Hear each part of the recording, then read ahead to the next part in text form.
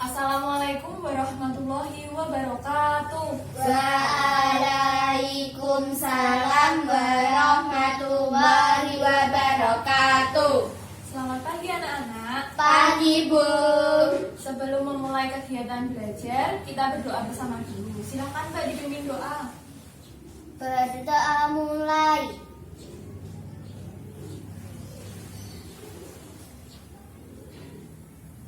Berdoa selesai. Baik, Ibu presensi dulu ya. Ya. Fahima, Hadir. Sofi, Hadir. baik.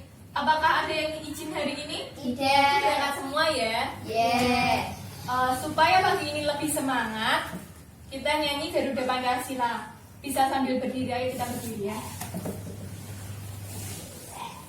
1, 2, 3. Garuda Pancasila, akulah pendukungmu, patriot proklamasi, sedia berkorban untukmu.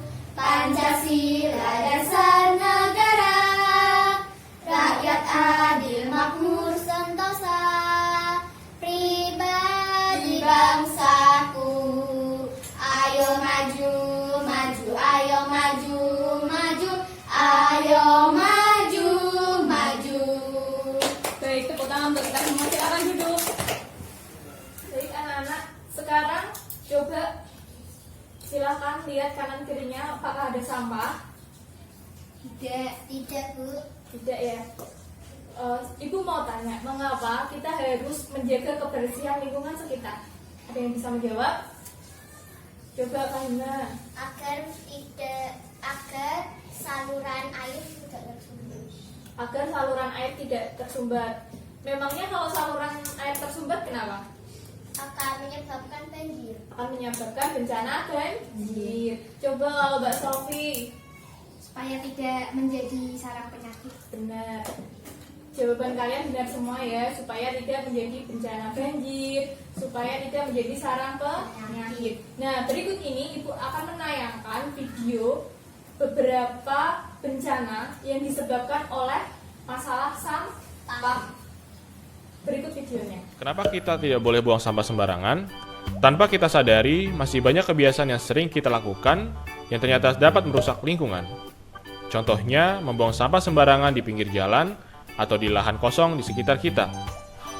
Berlangganan dengan tukang angkut sampah ilegal yang hanya memindahkan sampah dari rumah kita ke tempat lain dengan sembarangan dan mengambil keuntungan dari iuran bulanan warga. Kebiasaan membuang sampah sembarangan dapat menjadi bumerang bagi kita sendiri. Tumpukan sampah yang ada di sekitar kita bisa jadi diawali oleh kita sendiri yang sering membuang sampah sembarangan, yang akhirnya menjadi tumpukan sampah yang besar dan menggunung. Banyak akibat dari membuang sampah sembarangan. Pertama, merusak estetika lingkungan. Sampah yang dibuang sembarangan akan mengganggu pemandangan di lingkungan sekitar kita.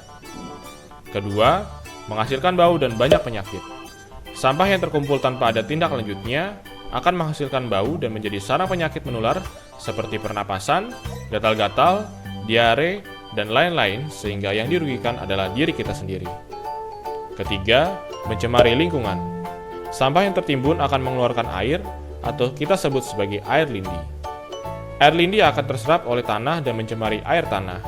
Di samping pencemaran bahan berbahaya dan beracun seperti sampah baterai, oli, deterjen, dan lain sebagainya yang dapat menyebabkan gangguan syaraf organ tubuh dan bahkan menyebabkan kanker. Keempat, dapat menyebabkan banjir. Sampah yang setiap harinya kita buang sembarangan, terlebih ke sungai, walaupun hanya sedikit, lama-kelamaan akan menumpuk dan mengakibatkan banjir. Kelima, dampak sosial.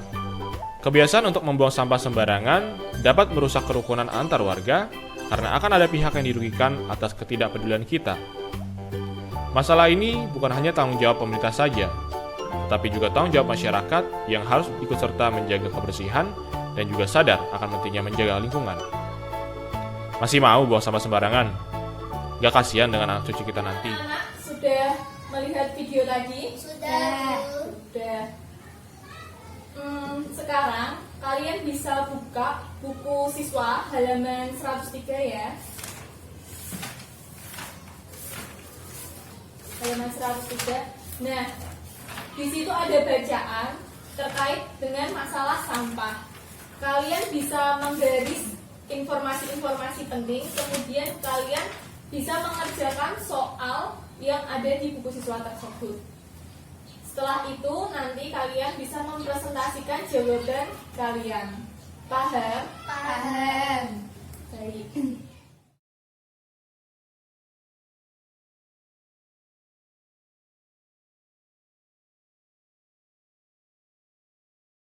Anak-anak, kalian sudah selesai mengerjakan soalnya? Sudah. Sudah.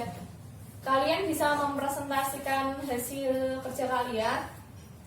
Siapa yang mau menjawab nomor 1? Di mana lokasi daerah pada berita tersebut? Babakan pasar. Babakan pasar, kota Bogor. Kota Bogor, benar.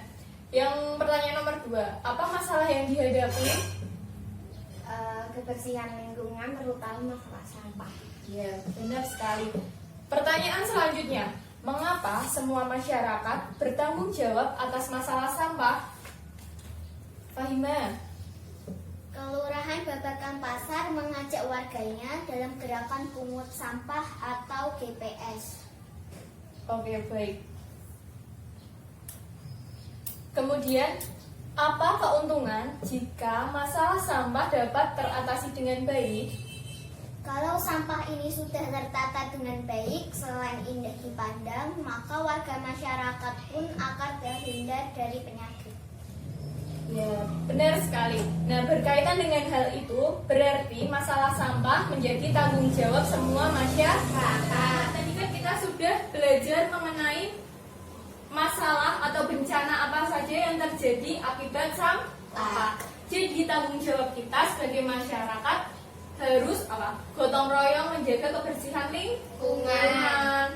Harus apa? Membuang sampah pada tempatnya. Menjaga kebersihan lingkungan itu penting supaya tidak menjadi sarang penyakit, supaya lingkungan tetap bersih dan indah dipandang. Nah, berkaitan dengan hal tersebut, kalian tahu nggak sih ada pekerjaan yang berkaitan dengan sampah? Kalian tahu apa itu? Tahu? Apa? Pemungut sampah. Ya, pemungut sampah atau pemulung. Ibu ingin bertanya, bagaimana pendapat kalian tentang pekerjaan sebagai pemulung? Menurut kalian, pekerjaan sebagai pemulung itu bagaimana? Perannya sangat penting bagi lingkungan. Perannya sangat penting bagi lingkungan. Kenapa perannya sangat penting? Karena mereka memisahkan sampah yang bisa didaur ulang dan tidak bisa didaur ulang. Karena mereka memisahkan sampah yang bisa didaur ulang dan tidak bisa didaur ulang.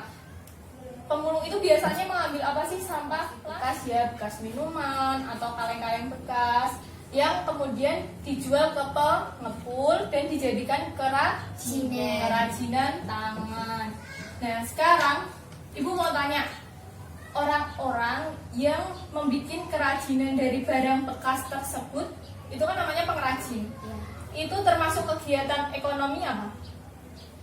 Konsumsi, distribusi, atau produksi? Produksi, karena memproduksi barang yang nantinya akan didistribusikan kemudian Konsumsi. dijual, dikonsumsi. Apakah kalian mempunyai barang-barang daur ulang? Punya. Contohnya apa? Tas dari Plastik. bekas minuman ya. Kemudian ada tempat pensil dari botol bekas. Nah, kalian itu melakukan kegiatan konsumsi. Kalau pengrajin produksi gitu. Nah, anak-anak, Ibu sekarang mempunyai media. Di sini ada beberapa gambar tentang kegiatan itu ya, tentang kegiatan ekonomi. Nanti kalian harus memisahkan gambar-gambar ini sesuai dengan jenis kegiatannya. Produksi sendiri, distribusi sendiri, konsumsi sendiri. Kemudian nanti kalian bisa deskripsikan. Kalian paham? Paham, Bu. Paham. Bisa dimulai dari siapa dulu? Sofi atau Fahima? Sofi dulu ya. Ya. Silahkan maju ke depan. Diambil, kamu bisa mengambil ini. Coba aja. Kegiatan apa? Nelayan menangkap ikan, hal produksi. Masuk kegiatan produksi. Selanjutnya, Ikan diangkut ke pasar kota termasuk kegiatan distribusi. ya benar. Kemudian, Ibu membeli ikan di pasar untuk makan malam termasuk kegiatan konsumsi. ya benar. Jadi, apa ini? Nelayan menangkap ikan termasuk kegiatan produksi. Produksi. Kemudian, nelayan itu mendistribusikan ikan-ikan tersebut, diangkut ke pasar kota, dijual di pasar. Itu termasuk kegiatan distribusi. Kemudian, ibu membeli ikan di pasar untuk dimasak. Namanya kegiatan konsumsi. Baik, terima kasih. Silakan duduk. Selanjutnya Mbak Fahima bisa maju ke depan ya. Ayo silakan Mbak Fahima. Coba gambar apa itu yang pertama? Pengrajin kayu. Gambar pengrajin kayu. Silakan ditempel. Pengrajin kayu memproduksi kayu. Pengrajin kayu memproduksi kayu ya, membentuk kayu. Termasuk kegiatan produksi. Menjadi apa? Menjadi meja, menjadi kursi. Selanjutnya gambar. Kemudian dijual. Kemudian itu gambar apa ini? Toko mebel. Mebel. Tadi pengrajin kayu mendistribusikan ke toko mebel untuk dijual hasil produksinya. Selanjutnya Selanjutnya pembeli. pembeli termasuk kegiatan konsumsi. Ya, membeli hasil membeli hasil produksi kayu itu termasuk membeli kursi, membeli meja. Semisal Mbak Fahima membeli meja belajar atau kursi belajar, itu termasuk kegiatan konsumsi. Baik. Selanjutnya ada gambar yang ingin ditempel lagi? Ada. Petani menanam padi termasuk kegiatan produksi. Ya, terus Kemudian setelah menjadi beras akan didistribusikan ke pasar. ke pasar. Selanjutnya ibu membeli beras di di pasar. pasar termasuk kegiatan konsumsi. Ya, beras dimasak menjadi nasi, kemudian dikonsumsi, termasuk kegiatan konsumsi. Berarti kalian semua sudah paham ya? Sudah, Bu. Silakan duduk. Baik anak-anak, hari ini kita sudah belajar banyak hal ya. Yang pertama tadi kita sudah belajar mencermati isi teks bacaan terkait dengan pertanyaan apa, di mana, mengapa, bagaimana. Kalian sudah paham bagaimana cara mencari informasi penting dalam teks? Yaitu dengan membaca seksama, kemudian menggarisbawahi informasi yang penting. Selanjutnya tadi kita sudah belajar tentang masalah sampah. Nah, tanggung jawab kita sebagai masyarakat terhadap masalah sampah yaitu apa? Membuang sampah pada tempatnya dengan menjaga kebersihan lingkungan, kemudian gotong royong untuk membersihkan lingkungan, bekerja bakti. Kemudian tadi kita juga sudah belajar tentang kegiatan ekonomi. Bagaimana cara kita menghargai usaha atau pekerjaan orang lain. Ada yang bisa memberitahu contoh cara kita menghargai pekerjaan orang lain? Bagaimana? Tidak mengejek, menghormati usaha orang lain, mendukung kegiatan usaha orang lain. Begitu. Kemudian tadi kegiatan ekonomi itu ada berapa? 3. Pertama, Produksi, distribusi, dan konsumsi. produksi yaitu kegiatan membuat Barang. Kalau distribusi apa? Mendistribusikan barang, menyalurkan barang. Kalau konsumsi apa? Menggunakan, memakai, memanfaatkan, mengonsumsi itu sendiri, ya.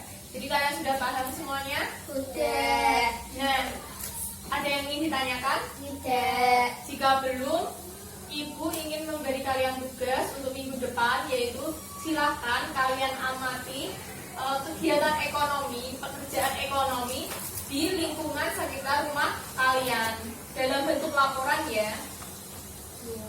Minggu depan dikumpulkan, kemudian dipresentasikan. Nah, sampai sini sudah cukup? Jika sudah, mari kita akhiri. Sebelum pulang silakan rapikan mejanya.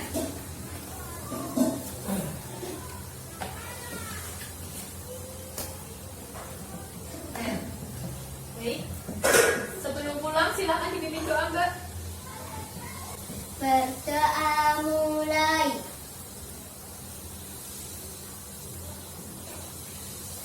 Berdoa selesai. Baik anak-anak, terima kasih untuk hari ini. Hati-hati pulangnya. Sekian. Wassalamualaikum warahmatullahi wabarakatuh. Waalaikumsalam.